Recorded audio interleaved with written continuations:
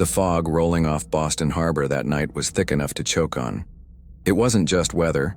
It felt like a heavy, damp blanket draped over the entire city, muting the streetlights into glowing, sickly halos and hiding the architecture behind a wall of gray.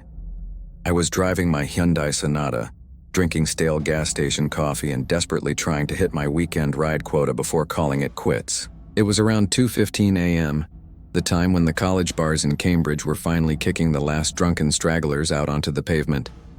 My phone chimed, breaking the monotonous hum of the car's heater. Pickup for Lucas outside a notoriously grimy dive bar on the edge of the university district. I navigated through the pea soup fog, my tires rolling slowly over the wet asphalt, until I saw the flickering, broken neon sign of the bar cutting through the mist. The street was entirely dead.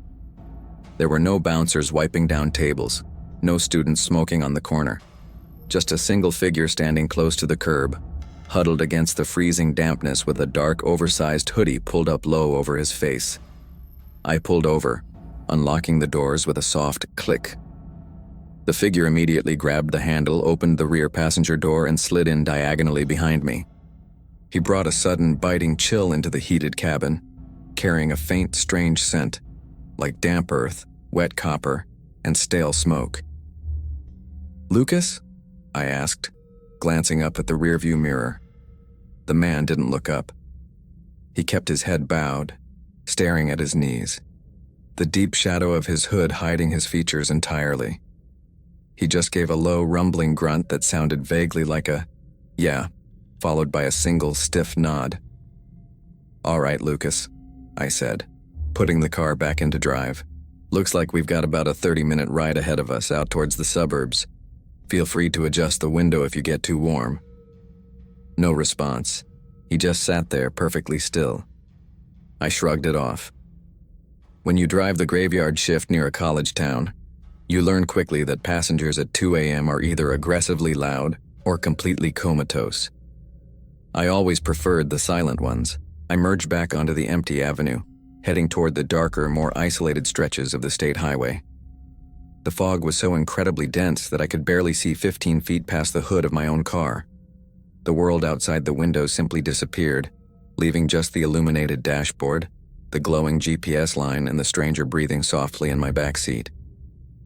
About 15 minutes into the ride, we entered a heavily wooded stretch of road near the reservoir. There were no streetlights here, just the reflective yellow lines on the asphalt guiding me through the white void. The silence inside the cabin was starting to feel heavy, oppressive. It wasn't the relaxed silence of a sleeping passenger. It was a tense, coiled quiet. I reached toward the center console to turn on the radio, just to put on some low jazz and break the agonizing tension. Before my fingers could touch the dial, my phone rang. It wasn't a standard incoming call. It was the distinct, sharp, repetitive chime of the Uber driver app, the internal system that masks passenger phone numbers. I frowned, my hand hovering over the screen. The app only rings when the passenger you are currently assigned to pick up is calling you. But my passenger was already in the car. I hesitated for a second, a cold prickle of unease washing over the back of my neck. I tapped the Bluetooth answer button on my steering wheel. "Hello?" I asked, my eyes darting instantly to the rearview mirror. A frantic, shivering, and undeniably irritated voice blasted through the car's speakers. "Hey man, are you still coming? I've been standing outside the bar in this freezing fog for 20 minutes. The app says you picked me up, but your GPS dot is 15 miles away. What the hell?" My blood turned to ice. My lungs seized, completely forgetting how to breathe. I looked up into the rearview mirror. The man in the back seat slowly, deliberately raised his head. Under the shadow of his hood, a wide, unnatural smile stretched across a pale, gaunt face. His eyes were wide, unblinking, and locked dead onto mine in the mirror. "Don't answer him," the imposter whispered, his voice smooth, deep, and terrifyingly calm. "Just drive." I slammed my trembling thumb against the steering wheel button, severing the call instantly. The dial tone died, and the suffocating, heavy silence rushed back into the cabin, broken only by the rhythmic hum of the tires on the wet asphalt.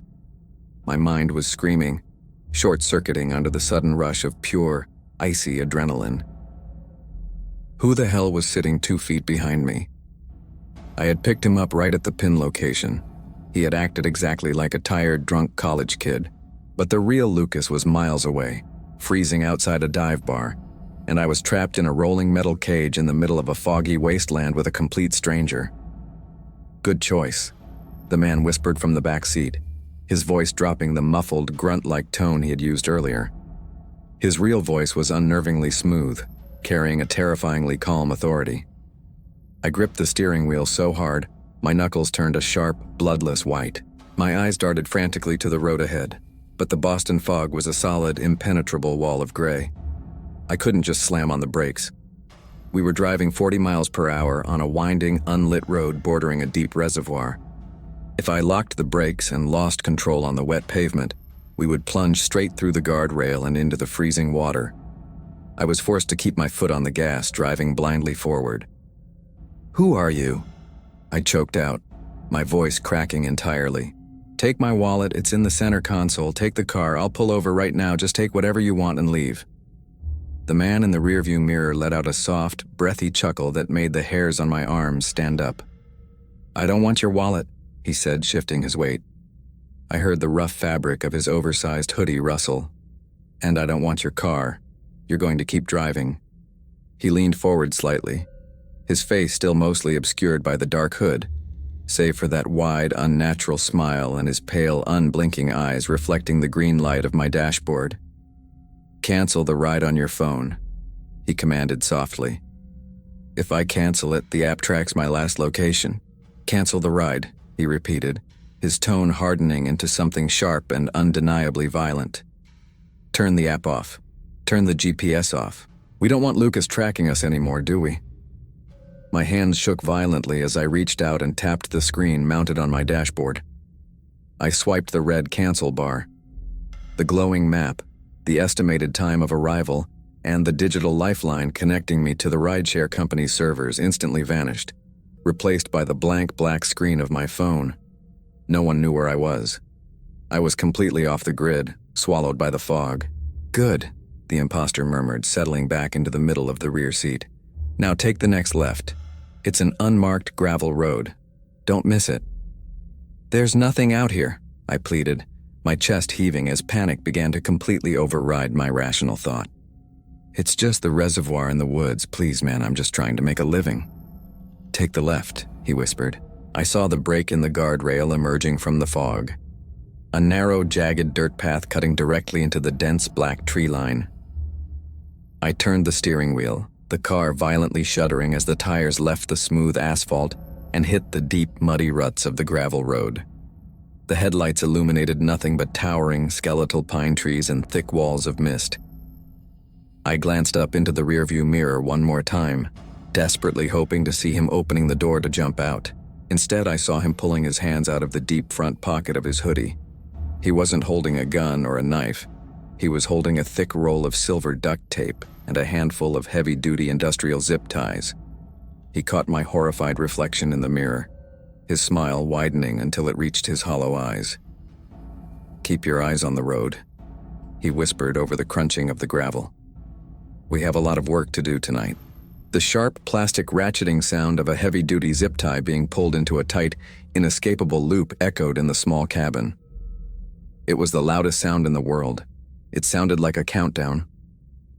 I stared at the dark, winding gravel road ahead, my high beams useless against the thick, swirling wall of Boston fog. My mind was racing, cycling through a desperate loop of survival calculus. If I followed his instructions, if I drove deep into these isolated woods and put the car in park, I would never leave them. People who pull out duct tape and zip ties don't leave witnesses. Compliance wasn't a way to survive. It was just a way to die quietly. "Slow down," the imposter commanded, his breath cold against the back of my neck. He had leaned forward, hovering right behind my seat. "There's a clearing up ahead on the right. Pull into it and turn the engine off." I swallowed the dry lump of terror in my throat. I eased my foot off the accelerator, letting the Hyundai slow to a crawl over the deep, muddy ruts. The headlights swept across a break in the trees, revealing a small, desolate patch of dead grass bordering the black, still waters of the reservoir. "Good," he whispered, a sickening tone of anticipation creeping into his smooth voice. "Now put it in park, and keep your hands on the wheel." I brought the car to a halt, but I didn't shift into park. I left it in drive, keeping my foot firmly planted on the brake pedal. I glanced at the rearview mirror. He was raising the looped zip tie, preparing to drop it over my head and yank it tight around my throat. He was entirely focused on my neck, his body completely unbraced, leaning directly between the two front seats. I had one chance, a fraction of a second to act before the plastic cut off my airway. With a silent prayer, I slipped my left thumb down and pressed the seatbelt release button. It unlatched with a soft click that was masked by the rumbling engine. I took a deep breath, braced my arms against the steering wheel, and instead of hitting park, I slammed my right foot down on the gas pedal with everything I had. The tires shrieked, spinning in the wet mud before catching a jagged rock and launching the car violently forward. The sudden explosive acceleration threw the imposter backward. He let out a surprised, angry shout as he lost his balance, tumbling back into the rear seat, the zip tie slipping from his grasp. I didn't try to drive away. The road was a dead end at the reservoir, and he was still in the car with me. Instead, the moment the car lurched forward, I slammed both feet onto the brake pedal. The car violently shuddered to a halt, the anti-lock brakes grinding against the dirt. The whiplash threw him hard against the back of my seat. I didn't look back. I threw my door open, scrambled out of the driver's seat, and plunged headfirst into the freezing, impenetrable fog. "Hey!" he roared from inside the car, the terrifyingly calm facade completely shattered. I heard the rear door slam open, followed by the heavy thud of his boots hitting the gravel. I sprinted blindly into the woods, the damp, freezing mist instantly soaking my clothes. I couldn't see the trees until they were inches from my face, forcing me to run with my arms outstretched like a blind man. The wet pine needles and slick mud made every step treacherous. I tripped over a rotting log, tearing my jeans and scraping my knee against the rough bark. But the pure, unadulterated adrenaline masked the pain. I scrambled back to my feet and kept running, weaving through the dense timber, putting as much distance as possible between myself and the glowing headlights of my abandoned car. After what felt like miles, my lungs began to burn, screaming for oxygen in the damp air. I crouched down behind the massive trunk of an ancient oak tree, pressing my back against the rough bark, sliding down into the wet ferns. I clamped both hands over my mouth, desperately trying to muffle the sound of my own ragged, heavy breathing. The forest was dead silent, save for the slow drip of condensation falling from the pine needles. The fog was so thick it felt like I was trapped inside a cloud. And then, cutting through the eerie silence, I heard it. Crunch, crunch, crunch. Heavy, deliberate footsteps stepping on dry branches. He wasn't running. He was stalking, and the footsteps were coming from directly in front of me, somewhere hidden in the white void less than 20 feet away. "You can't see anything out here, can you?" His smooth voice floated through the fog, echoing unnaturally, making it impossible to pinpoint his exact location. That's the beauty of this weather. It isolates you. It traps you. Crunch, crunch. He was getting closer. "I have your keys," he whispered, the sound drifting from the left this time. "I have your phone. You have nowhere to go. Come out now and I promise I won't make it hurt." "I have your keys," the imposter whispered, the sound drifting through the fog, eerie and untethered. "I have your phone. You have nowhere to go. Come out now and I promise I won't make it hurt." I clamped my hands tighter over my mouth, biting down on my own palm to keep my teeth from chattering. The freezing dampness of the mud was seeping through my jeans, but the ice in my veins was colder. He was hunting by sound. In this fog, vision was useless. He was listening for my panicked breathing, the rustle of leaves, the snap of a twig under my shifting weight. I slowly lowered my hand to the forest floor, my fingers desperately searching the wet earth. They brushed against a heavy, smooth river rock about the size of a baseball. I gripped it tight. I knew I couldn't outrun him if he knew which direction I was going.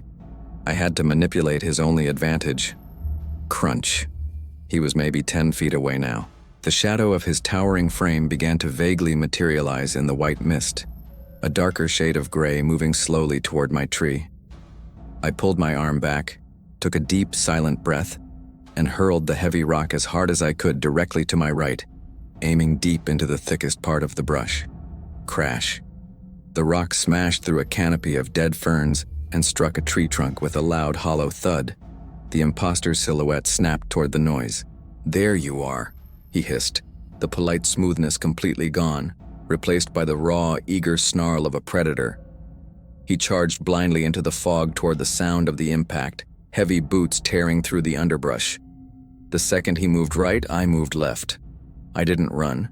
I crawled. I stayed low to the ground, using the trunks of the massive pines as cover, moving as silently as humanly possible back toward the faint, glowing halos of my car's headlights in the distance.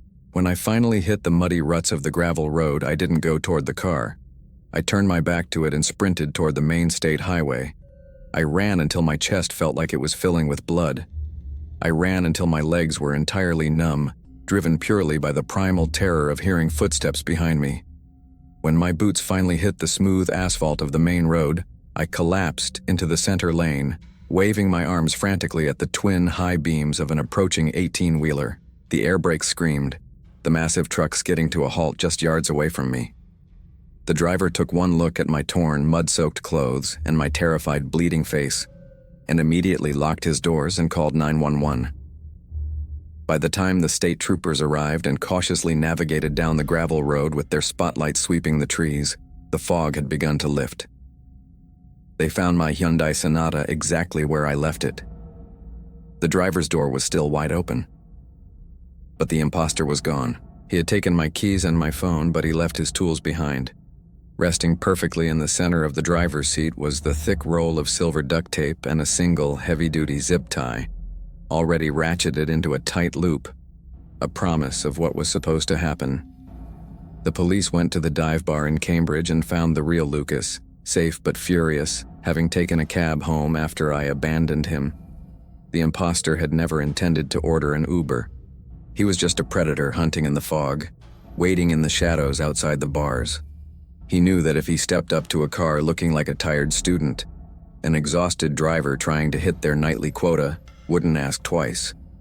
He hijacked my ride simply by opening the door. I bought a new phone the next day and immediately canceled my rideshare accounts. I never intend to drive strangers again, but the true horror didn't set in until 3 weeks later, when I logged into my cloud storage to recover my old photos. My stolen phone had briefly connected to a Wi-Fi network before it was permanently destroyed, automatically backing up a single new image to my cloud. It was a selfie, taken in the pitch-black darkness of the woods using the phone's flash. It was the imposter. His hood was pushed back, revealing a gaunt, scarred face and that same, wide, unblinking smile. He was holding up my driver's license to the camera, his finger pointing directly at my home address.